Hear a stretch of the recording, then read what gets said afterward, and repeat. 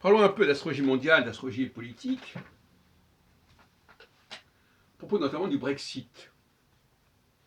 Le Brexit s'est voté par un référendum en juin, je crois, mai-juin 2016. Et il a abouti à un vote hostile au maintien du Royaume-Uni au sein de l'Union européenne. Alors, comment les astrologues expliquent cela? Je veux dire que je n'en sais rien. Je pourrais le supposer, il suffirait d'étudier un peu les configurations astrales à ce moment-là, au sein de la tradition actuelle. En revanche, au niveau de la SP, l'astrologie stellaro-planétaire, les choses sont claires. Saturne, à ce moment-là, est en phase disjonctionnelle.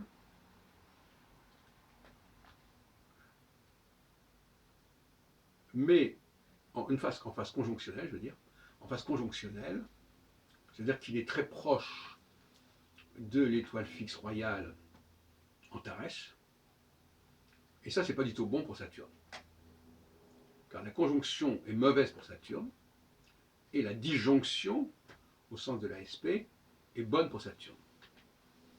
Autrement dit, organiser un référendum avec un Saturne très près de Antares, avant ou après Antares, peu importe, c'est suicidaire, surtout sur une question saturnienne, comme l'Union européenne, c'est-à-dire quelque chose qui est de l'ordre de l'entropie. Or, Saturne, pour moi, c'est l'entropie.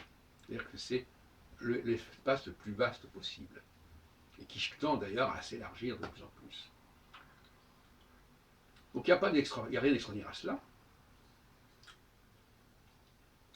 si ce n'est que, évidemment, le référendum ne peut que prendre la température de l'opinion à un moment donné. Et en quoi ça engage indéfiniment, c'est toute la question.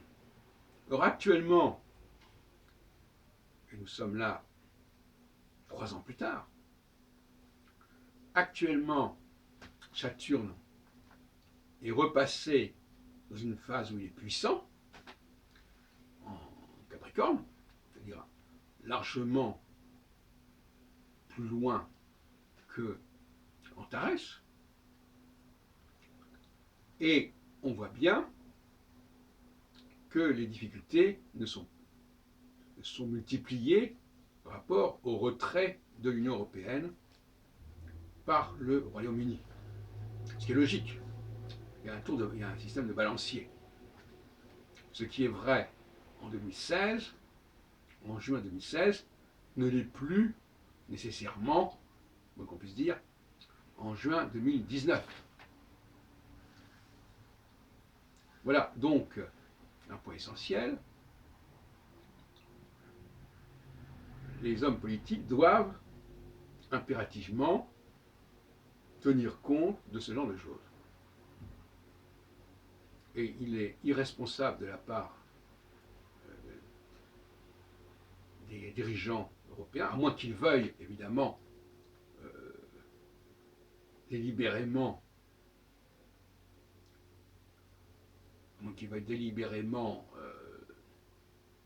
saboter l'Europe, ce qui est possible, si c'est leur intention. Mais dans le cas de Cameron, David Cameron, apparemment, ce n'était pas son intention à ce moment-là. Donc, il a agi à contre-temps, il n'a pas été bien conseillé sur le plan astrologique. D'ailleurs, à l'époque, cette astrologie dont je parle n'était pas encore formulée correctement, donc il n'y a pas de problème. Mais en revanche, avec le recul, on doit se dire, bon, finalement, maintenant on comprend pourquoi on a eu un non au Brexit, au Remain à telle époque, on sait que c'est pour telle et telle raison, donc bon, donc on va relativiser la chose. Ça, on pourrait le faire rétrospectivement, rétroactivement. Alors, il faut donc, pour récapituler un peu, considérer que Saturne est fort lorsqu'il est éloigné, distant du carré, en quelque sorte, des 4 étoiles fixes royales. Je dis carré parce qu'elles se répartissent quand même entre les 4 coins du zodiaque, si on peut dire, et qu'il est faible lorsqu'il est conjoint avec les les angles de ce carré, et Jupiter c'est l'inverse. Jupiter est fort lorsqu'il est avec les angles du carré, les angles du carré étant constitués par les 4 étoiles fixes royales, et il est faible lorsqu'il s'en éloigne, lorsqu'il est au mi-point de ces angles. Et ça permet de comprendre. Alors Jupiter, évidemment, c'est une position beaucoup plus étroite. Comme le Père, c'était un global qui englobe les fils qui sont nombreux et qui donc se partagent chacun un espace beaucoup plus court. C'est comme le fameux héritage de Charlemagne qui a obtenu la division en 3 de son empire, etc. Bon, donc, le jupitérien, lui, il voit les choses de façon beaucoup plus étroite, beaucoup plus restreinte, beaucoup plus étriquée, disons. Contrairement à ce petit Barbeau, le jupitérien, ce n'est pas l'expansion, c'est au contraire la restriction. C'est Saturne qui est l'expansion et non pas la restriction. Bon. Donc là, il y a un contresens majeur, qui est compréhensible, on comprend tout de suite, puisque Saturne, il a un cycle planétaire beaucoup plus large, et Jupiter beaucoup plus étroit. Donc forcément, c'est celui qui est le plus large qui voit le plus largement. Donc attribuer au cycle large la restriction, c'est une aberration intellectuelle. Donc, effectivement, des problèmes locaux